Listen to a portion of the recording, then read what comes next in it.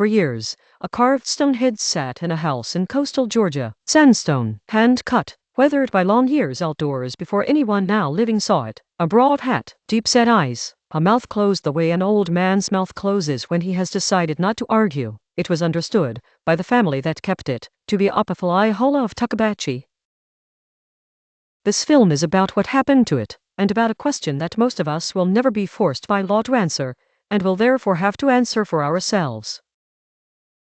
He was born at Tuckabatchie, the senior town of the Upper Creeks, on the Tallapoosa River, in what is now Alabama. Tuckabatchie was not an ordinary town. It was the ceremonial anchor of the Upper Creeks, keeper of the sacred metal plates and of the busk fire that sits at the center of the square ground religion. To speak for its council was to stand at the institutional heart of the Southeastern ceremonial order.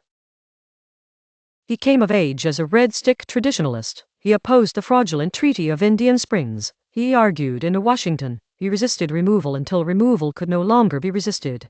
And then he went west with his people and rebuilt the town on the other side. Muskogee tradition holds that the name Yahola carries a sense close to saintly. He was not simply a politician who happened to be traditional. He was a medicine man, a spiritual leader, a chief of chiefs.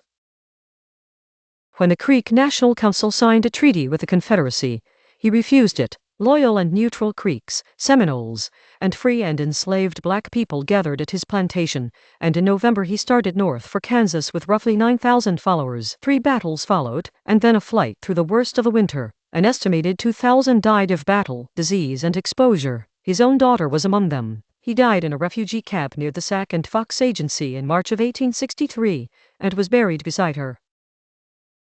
20 years after his death, the Commissioner of Indian Affairs issued the Code of Indian Offenses, which made the work of the medicine man a punishable act and criminalized the dances and the gatherings. It stood for half a century. In 1931, John Swanton published a survey of the modern square grounds of the Creek Indians, and mapped town after town in Oklahoma with a living fire and a working busk cycle. He was documenting, as a going concern, practices that were at that moment still a federal offense. Enforcement ended in January of 1934. Statutory protection did not arrive until 1978. The order survived that century because people carried it, at cost, when carrying it was a crime. That is the man the stone was carved to honor. The objects came together in Opothleyahola in September of 1985. A family visiting an uncle received them from a Muskogee chief. The bust, a signed portrait dated the 20th of September, a ceremonial pipe, feather and display pieces. The bust, the chief said, had been standing in his backyard a long time. It was covered with moss and lichen when it changed hands. Honesty about what is known matters here, so here is the boundary. There is no inscription on the stone. Nothing carved into it says who it is. The identification rests on family provenance, carried carefully and told consistently, and on the company the object keeps. The bust was carved at some point before 1985. How long before, nobody can presently say. It is an honest object with an honest gap in its history, and inflating that gap would not honor anybody. In 1990, Congress passed the Native American Graves Protection and Repatriation Act, and made a law out of what ought to have been a courtesy. It binds federal agencies and the museums that take federal money. It has moved ancestors and funerary objects and sacred items back to the nations they were taken from, slowly, and against resistance, and it is one of the few statutes in American Indian law that has actually returned something. But the law stops at the institution's door. An enormous share of Native material culture in this country has never been in a museum at all. It is in private houses, in collections built at estate sales and flea markets and by inheritance. There is no register of it, no claim process against it, and no authority that can compel any of it home, which means that the great majority of returns that will ever happen will not be ordered by anyone. They will be chosen or not chosen, one person at a time, in private with nobody watching and nothing at stake but what the person thinks is right. That is the whole argument for why an ordinary collector's decision is worth a film. Not because a single grouping changes the balance of anything, because the decision is the only mechanism there is. It happened at a mound site, Kalamoki, in Early County, Georgia. 300 acres of Swift Creek and Wheaton Island ground, 8 mounds, a plaza, and a temple mound 56 feet high, raised out of something like 2 million basket loads of earth carried one at a time. A National Historic Landmark since 1964. The handover took place at Pavilion 1, at the head of Lake Yohola. That is the state's own spelling, printed on the park's trail map, and it is the same spelling the Smithsonian uses on the 1837 portrait of the chief. The lake carries his name. The naming runs through the whole park. Kalamoki from the Creek word Kalomi, Kabhisita from the Hichiti, so the objects went back on ancient ceremonial ground, beside the water bearing the man's name, in the country the Confederacy was removed from.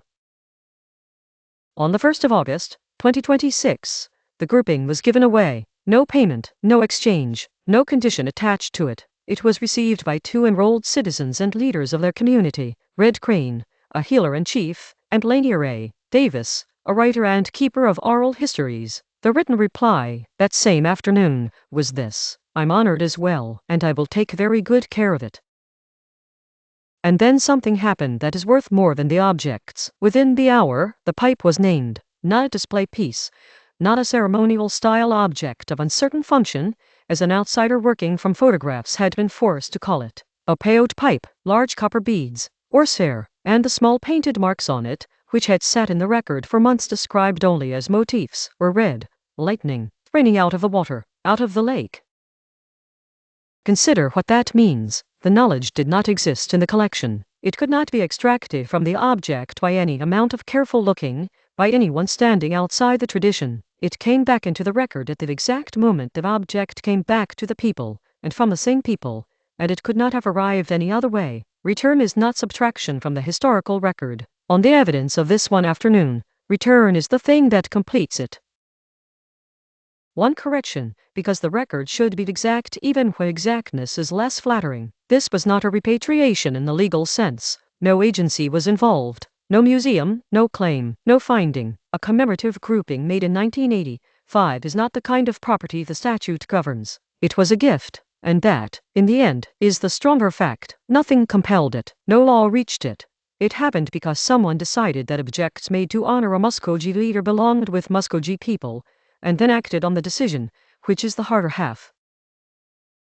It rained the following day, hard and without stopping from morning until night. That proves nothing, and the written record of all this says so plainly in its own section, kept well away from the evidence. But a man is allowed to stand in the rain after doing a thing like that and feel that it was answered. The objects were made to honor a man who kept a fire through the decades, when keeping it was a federal crime. They are now held by people who keep it still. That is what they were for. This film accompanies the combined master report on the grouping, its provenance, and its transfer. Barrows Research, 2026.